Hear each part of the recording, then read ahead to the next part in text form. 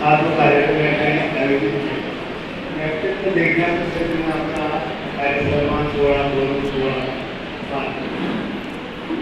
संघटना म्हणून काम करत असताना आपल्या संघटनेचं ब्रीद कोणतं आहे, ध्येय कोणतं आहे, उद्दिष्ट कोणतं आहे याचं ज्ञान असणं अत्यंत आवश्यक असतं. आपल्या संघटनेचं ध्येय आहे शिक्षक आणि बालके यांच्याशी पक्षपाती राहून काम करणं. मला वाटतं या शाखेनं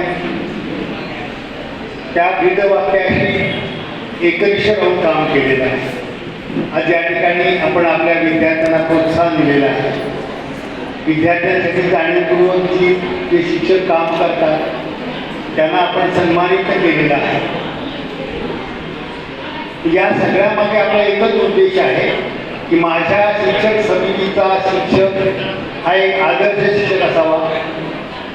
आदर्श याचा पुरस्कार प्राप्त असत नाही.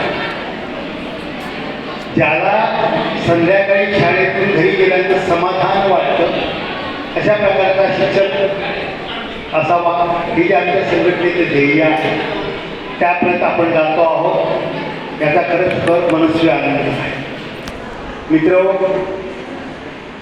आज आपण ज्या मुलांना सन्मानित केलं, ज्या मुलांचा गुणगौरव केला त्या सर्व विद्यार्थ्यांना मी शुभाशीर्वाद देतो. परमेश्वराने त्यांनी प्रार्थना करतो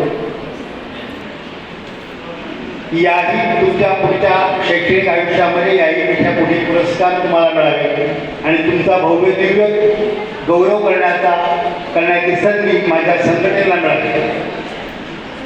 त्या शिक्षकांना आपण सन्मानित केलं आदर्श शिक्षक म्हणून किंवा त्यांना मिळालेल्या पुरस्कारासाठी म्हणून त्या सर्व शिक्षकांच्या माध्यमातून माझ्या सगळ्या शिक्षक बांधवांना मी बांधवांकडनं मी अशा अपेक्षा व्यक्त करतो आणि परमेश्वराची प्रार्थना करतो की माझ्या समितीच्या प्रत्येक शिक्षकाकडनं शिक्षक उत्कृष्ट काम व्हावं, विद्यार्थ्याप्रती निष्ठेनं काम व्हावं आणि हे बळ परमेश्वर आम्हा सगळ्यांना द्यावं.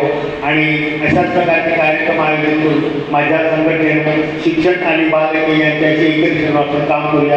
आमचे प्रश्न आहेत सदाचेच आहेत, विद्यार्थीच आहेत, परंतु त्या पुढच्या काळामध्ये मगाशी मी आमच्या सचिन बंदेची बोलताना बोलून गेलो. या पुढच्या काळामध्ये माझ्या प्रश्नापेक्षाही आपल्याला समोरच्या विद्यार्थ्यांच्या प्रश्नाची झगडणं, विद्यार्थ्यांच्या प्रश्नाची एकमेव विद्यार्थ्याचा प्रश्न लढा उभारणं हे आवश्यक झालेलं आहे.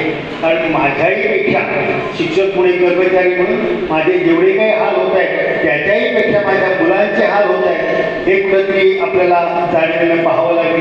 माझ्या संघटनेला या पुढच्या कालखंडामध्ये शिक्षक आणि बालके यांच्यासाठीच काम करावं लागेल आणि ते काम करण्याचं बळ तुमच्या माध्यमातून माझ्या संघटनेला मिळावं अशी परमेश्वराची प्रार्थना करतो.